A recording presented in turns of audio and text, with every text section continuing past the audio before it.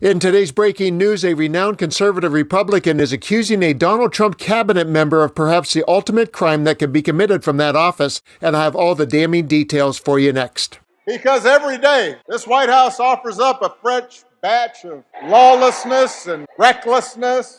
Today's batch of Trump lawlessness and recklessness is served up by crony Pete Hegseth, the former part-time Fox News host that Trump put in charge of the world's greatest military force because he liked his TV persona. And it's always worth noting that he forgave Hegseth for his brief relationship with honesty. It's typical Trump.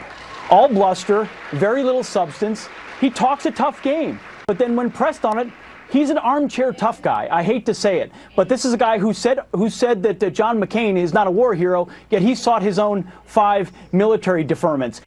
Let's pick up this story with the ongoing fallout over a Washington Post expose that began with Hegseth order on first Caribbean boat strike. Officials say, kill them all. As 2 men clung to a stricken burning ship targeted by SEAL Team 6, the Joint Special Operations Commander followed the Defense Secretary's order to leave no survivors.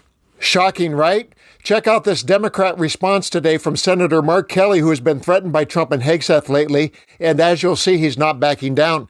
And then I'll share the words of a conservative legal analyst who uses language on Hegseth to describe criminality that is rarely uttered against a defense secretary. If you were still in uniform, if you received an order to strike suspected drug boats overseas and kill everybody on board, would you refuse that order in real time? Well, let me start by saying I've sunk 2 boats, 2 ships. I sunk an OSA-2 missile patrol boat in Kuwait Harbor. I sunk a Polnokny troop carrier in the Persian Gulf during the first Gulf War. Never once did I question whether those orders were legal or illegal.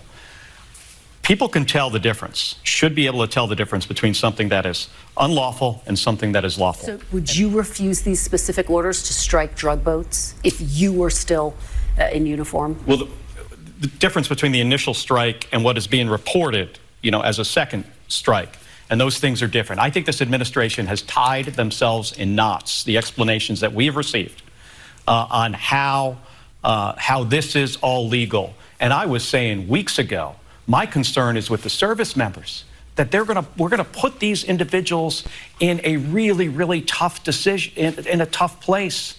And they may find out, down the road that they did something that is illegal. It is not fair to them. That's why we need presidents and Secretary of Defense who understand the Constitution, who understand the rule of law, and have more respect for the Constitution and the country and service members than the whims of a president. And now for a Republican point of view, and the 2 words used against Hegseth that is sending shockwaves through MAGA circles. Enter Andrew C. McCarthy, former assistant U.S. attorney who is so far right that he once described Barack Obama as a radical and socialist, and authored a book alleging that Obama was advancing a Sharia agenda. So he sounds perfect for Team Trump, right? Not so fast. Check out what he said about Hegseth and the 2-word bombshell he dropped in his National Review column. We intended the strike to be lethal is not a defense. An explosive Washington Post report, the subject of so much discussion the past 2 days, says that, in the first missile strike the Trump Defense Department carried out against operatives of a boat suspected of transporting narcotics on the high seas off Venezuela, 2 survivors were rendered shipwrecked. As they clung to the wreckage, the U.S. commander ordered a second strike, which killed them. If this happened as described in the Post report, it was, at best, a war crime under federal law. I say at best because, as regular readers know, I believe the attacks on these suspected drug boats without congressional authorization, under circumstances in which the boat operators pose no military threat to the United States, and given that narcotics trafficking is defined in federal law as a crime, rather than as terrorist activity, much less an act of war or lawless, and therefore that the killings are not legitimate under the law or armed conflict. To reiterate, I don't accept that the ship operators are enemy combatants, even if one overlooks that the administration has not proven that they are drug traffickers or members of designated FTOs. There is no armed conflict. They may be criminals if it is proven that they are importing illegal narcotics, but they are not combatants. My point, nevertheless, is that even if you buy the untenable claim that they are combatants, it is a war crime to intentionally kill combatants who have been rendered unable to fight. It is not permitted, under the laws and customs of honorable warfare, to order that no quarter be given to apply lethal force to those who surrender or who are injured, shipwrecked, or otherwise unable to fight.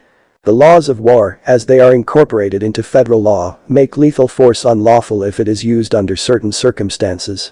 Hence, it cannot be a defense to say, as Hegseth does, that one has killed because one's objective was lethal, kinetic strikes.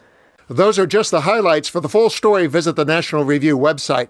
If you ever needed proof that Trump and Hegseth have crossed into truly lawless territory, look no further than Andrew McCarthy, one of the right's most respected conservative legal thinkers. Trust me, war crime is DEFCON 1 in Republican rhetoric against this White House. Pete Hegseth's public defense is essentially "we meant to kill them," but as McCarthy points out, that's not a defense, that's an admission. Intentional lethal strikes against people who are non-combat are banned under the Geneva Convention and the Pentagon's own war manual. Trump's Pentagon has recklessly stormed straight into the definition of a war crime.